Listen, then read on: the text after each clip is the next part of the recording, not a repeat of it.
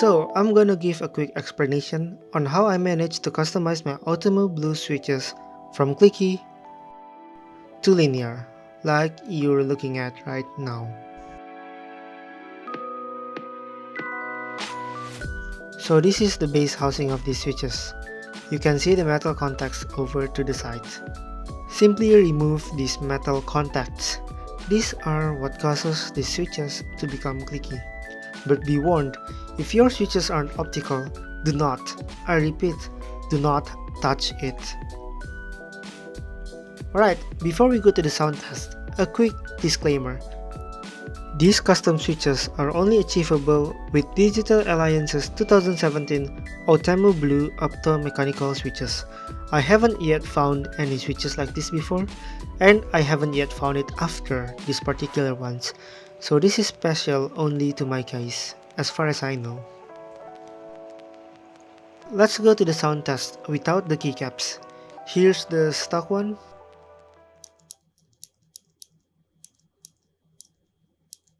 And here's how the modified one sounds.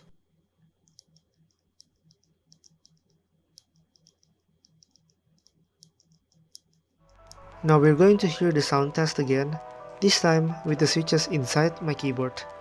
Here's how the stock one sounds.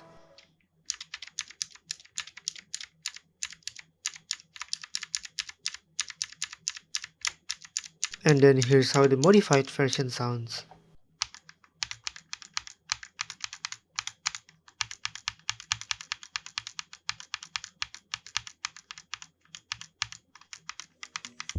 Now another quick disclaimer, since I modified all my switches a long time ago, I do not have spare stock Outemu Blue optomechanical switches, so I can only do a full type test using my modified version. I know it's useless, but it's cool.